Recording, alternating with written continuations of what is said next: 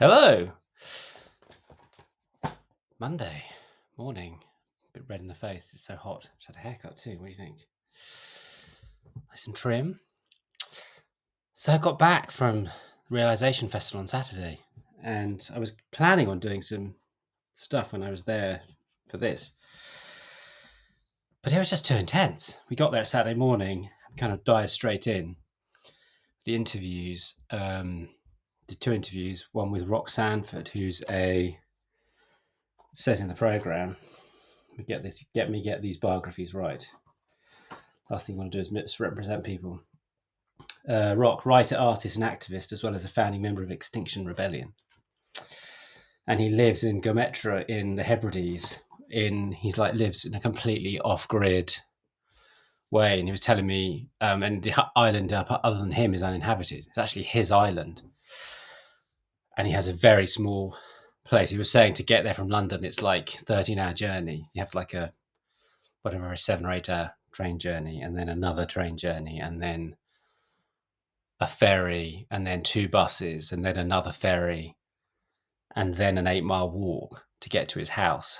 So he's like properly out there, and was so fascinating. I spoke to him for about half an hour. I got so much gold, so many interesting things, and we had a brief chat about David Graeber, who he was friends with, who wrote with David Wengrow The Dawn of Everything, which is this amazing book. If you're interested in our origins as a species, sort of debunks a lot of the myths around the trajectory of human progress, in inverted commas. So really, really worth reading. But Rock also wrote an amazing book, which I've talked about a few videos ago, Burnt Rain, about his living on his island. So interesting. So that was brilliant. And then I interviewed Sarah Wilson. I bought her book, which I'm going to be reading. And I've got to read you the quote on the back. It said, this is a quote from Oliver Berkman. I've encountered no other book which articulates with so much passion or clarity the unique feeling of this moment in history. Sarah's amazing. So she only got 20 minutes with her, which will be in the episode, but I'm also going to trying to reach out to her to do another interview because I feel like I could have talked to her for much longer. And she's mind-blowing. So she was like editor of Cosmopolitan in Australia and presented MasterChef in Australia. And she was like mega success. But then she had this really difficult health problems, and she says in the conversation, really interesting stuff about how her body has become, the way her body reacts to things it's become her guide of what she does. And she did a book, I think, in a project called I Quit Sugar, which became a big successful business, which she sold and gave all the money to charity. And now she's like a kind of modern day nomad. She's based, I think, in Paris and Sydney and just moves around all the time. And sometimes you meet people and they are like glowing with awesomeness and you're just like, just want to be near them, want to be around them. She had that vibe. So I'm super keen to talk to her. Other people I spoke to Ed Haddon, who's another one of the directors of the festival. I'm trying to find his biography in here.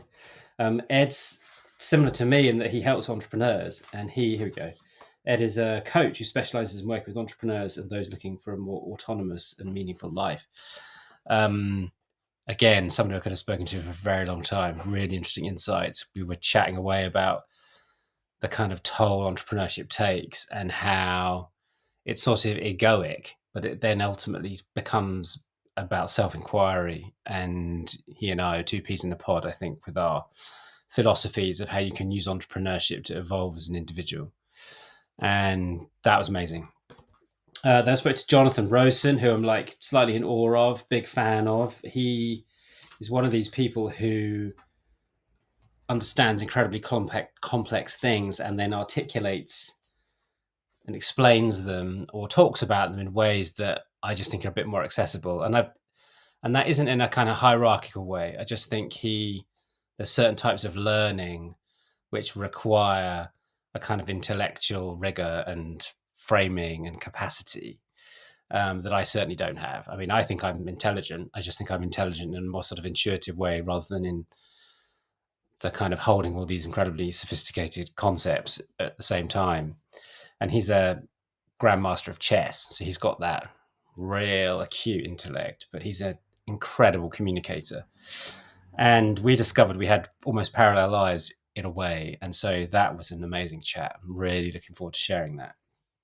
We touched on the sacred and the journey that I'm going on. I mean, I was talking to everybody about that, about the two adulthoods and about the sort of search for meaning in the second half of life. And everybody had really interesting insights on it. Who else did we speak to? So I also spoke to Nick Ashley Cooper, who is the Earl of Shaftesbury. Hadn't met an Earl before. He was the least Earlish Earl, I think. Certainly in the way I thought an Earl would be. He was very, very different. And that was a really fascinating chat. He was very open and incredibly interesting about being an Earl and his path to being one, which came about through enormous family tragedy.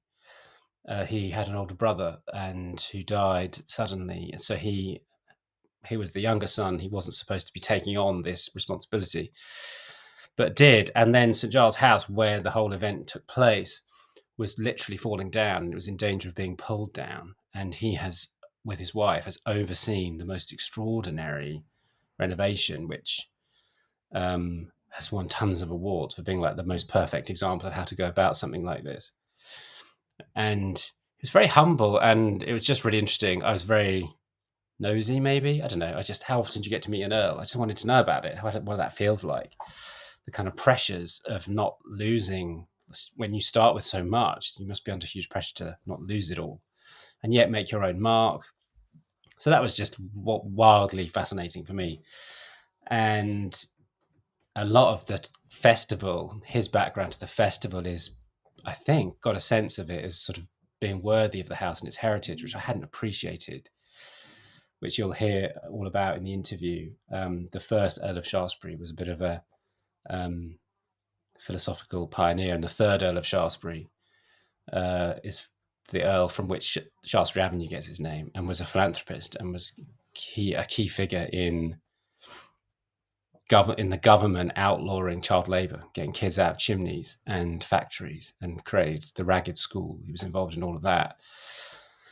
And while like the first Earl had like made money from slavery, the third Earl was all about social good. And that became a real running theme actually of the festival. My main takeaway was that we abstract components of things and form judgments on them rather than seeing things in their entirety and being able to sit with very different positive and negative things within that overall context. So yeah, that was awesome. Also spoke to Pippa Evans, who was hilarious and brilliant. She's a comedian, improviser, just someone throbbing with talent. You can literally see it when she sat in front of you. But again, had a really fascinating conversation about second half of life and, a life after attainment or a life after focusing on attainment. But she also launched something called, what's it called? It was a Sunday Assembly project. That's right. And it was basically spirituality without religion, because she was raised in a very religious way and felt like she'd lost something really important, even though she had rejected the religious element and tried to create a sort of secular version. And she was really interesting about how she felt like it was missing a mystical element, which is something that we touched on, because I told them all about my journey to Rassi and the stag and how I was sort of leaving rationality behind and trying to make sense of meaning. So it was completely awesome. And I know this is a bit longer than I normally do these videos, but I've got to tell you about Sharon Stein, who is, let me get this right. Sharon Stein is Professor of Climate Complexity and Coloniality at the University of British Columbia and co-founder of the Gesturing Towards Decolonial Futures Collective. And she was really great. And she had this amazing analogy about when we're encountering difficult things and difficult subjects and difficult ideas, like how do we hold them? Just been talking about that in terms of trying to see the wholeness of things rather than abstracting elements of it. And she had this analogy of that we're all driving a bus, and the people at the beginning at the front of the bus and the people driving the bus are all parts of ourselves, and the one driving is the one that is kind of most cognitive of our reality and what we're doing. And then, but there are other people around the driver of the bus who have a view on things and have feelings, and we are incredibly complex. And we have all these people that we're kept driving around on the bus as we live our lives. And some in the middle are kind of don't appear very often or have points of view that we don't see very often. And then some at the very back, we don't even know are there, who kind of rise up. And she had this fascinating way of framing how we come to terms with our past using this analogy, because when we were talking about it, about colonialism and how that's not just about land, that's about the whole idea of owning anything is a very colonial mindset. And she had a particularly provocative, or her colleague Vanessa had a particularly provocative comment on authorship, saying that authoring ideas is being an author is a very colonial idea, that you can own an idea and you can be associated with an idea because ideas aren't ownable. They're just out there in the world and we encounter them. And, I've written lots of books and take a lot of identity from being an author. So that was profoundly unsettling for me. But also on a much deeper level, I felt like I agreed with her. But that was a really good example of a very difficult thing for me to hear. So immediately all these voices on the back of my bus start going, well, hang on a minute, I work really hard. And I do own the idea in the sense that it came framed through my personal experience and I articulated it. And I went, all of that, you can imagine. But she had this brilliant thing where she said, it's fine to let you've got to listen to those other voices. You've got to sit down with them and listen to them. So maybe bring that voice when I'm contemplating this idea, bring that voice next to me while I'm driving the bus, but don't let it drive the bus, because that endangers everybody on the bus and everybody outside the bus whom we might crash into. So she was like, don't let it control your reaction, but sit with it, converse with it, listen to it. And that's something that we all need to do in the way we deal with anything and encounter anything in this increasingly binary and argumentative world. So the whole day was full of things like that, where you just completely reframe your existence and you kind of have to go and sit down in a dark room for a minute and think about the implications of these things. And she's also working on another project, which is deeply interesting around AI. So I'm hoping to interview Sharon for a whole episode. So I didn't quite manage to speak to her on the day because we had to fit so much in.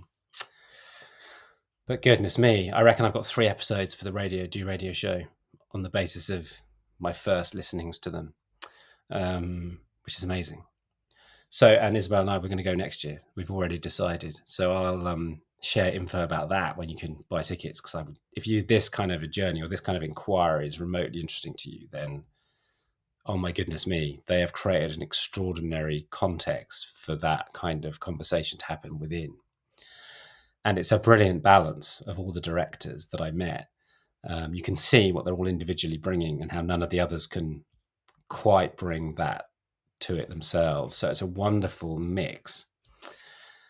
And yeah, so much more I could talk about, but I don't want to drone on this morning. So, and it'll all be in the programs. So that's great news. So yeah, so I'm going to chase down Sarah and Sharon and try and get more time with them.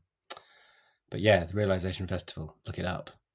Strong recommendation from me to go and check that out. It was amazing. Such a privilege to be in that headspace and feel so welcomed, despite the difficulty. And I think that's the point, right? It's that, again, trying to see the wholeness of things without abstracting a single component and making a judgment. It really is about being able to hold paradoxical feelings and different ideas and have them both be true and be able to sit with that. Feels like a really profound thing to have taken away. So huge thanks to all of the people I spoke to and the organisers of the festival, and Mark Vernon particularly, who led me there. It was only by finding Mark that I discovered the festival, and Jonathan and Rock and Sarah and Pippa and Nick and Ed. So yeah, it's amazing. This serendipitous stuff, it works, man. You just got to keep moving. All right, see you soon. Bye for now.